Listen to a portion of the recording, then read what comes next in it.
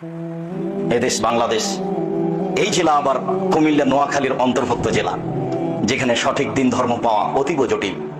ইসলাম Saudi আরব থেকে বের হয়ে ইরাকে ঢুকেছে, ইরাক থেকে বের হয়ে ইরানে ঢুকেছে, ইরান থেকে বের হয়ে পাক ভারতে এসেছে।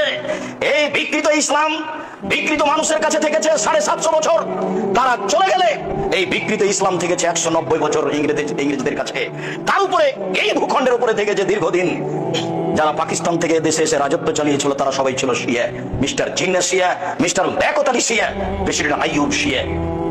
তাদের হাতে দিন ধর্ম থেকেছে, ক্ষমতা তাদের হাতে থেকেছে। বিকৃত ইসলামী মানুষের কাছে ইসলাম বলে পরিচয় পেয়েছে, যার কারণে মাঝে মধ্যে আমি বলে থাকি আপনাদের কাছে, সঠিক বলাও যেমন জটিল, সঠিক মানাও তেমন কঠিন। কেন? সঠিক কথাগুলি, বেঠিক কথাগুলি দুটাই আরবিতে লেখা আছে। আরবি বুঝে জাতির সামনে বলাও জটিল। কেননা যখন আপনি সঠিক বুঝেছেন তখন জাতি তো ধর্ম মনে করছে আরেকটা। আপনি যদি বলেন, সমাজ আপনারটা মেনে নেবে না, সমাজের রিরি করে উঠবে। তারা বলবে, এই কেমন আলেম বাপ দাদার ধর্মকে বিকৃত করতে এসেছে।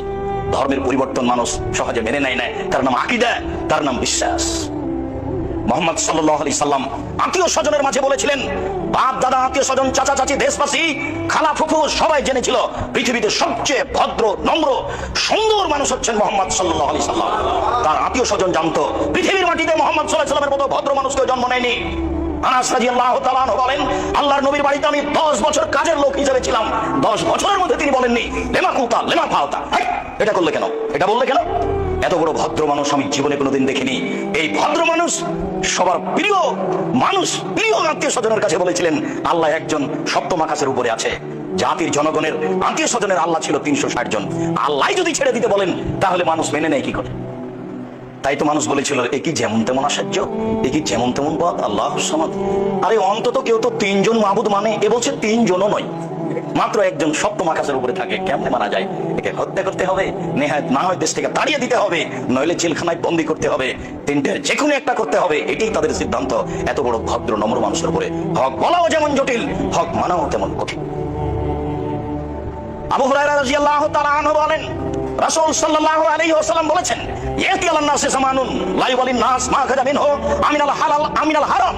মানুষের উপরে অচিরে একটা সময় চলে আসছে, যে সময়ে মানুষ পয়সা উপার্জন করবে কিন্তু বিবেচনা করতে পারবে না বা করবে না এটা বৈধ না অবৈধ। সেই সময় এখন মানুষ পয়সা উপার্জন করছে কিন্তু বিবেচনা করতে পারছে না বা করার চেষ্টা করছে না, এটা বৈধ না অবৈধ।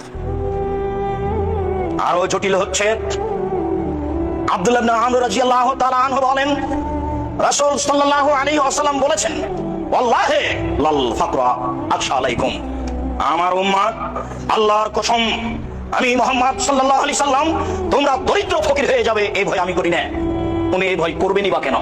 দিন যত যাবে মানুষের টাকা পয়সা তত বেশি হবে, এ কথাই ঠিক। মরুভূমিতে শস্য গজাবে, এ কথাই ঠিক। তাই তো মাঝে মধ্যে আপনাকে বলেছি, মানুষের অর্থ সম্পদ এত বেশি হবে, একটা গাভীর দুধ খাবে একটা গ্রাম, আর একটা ডালিম খাবে একটা বংশ।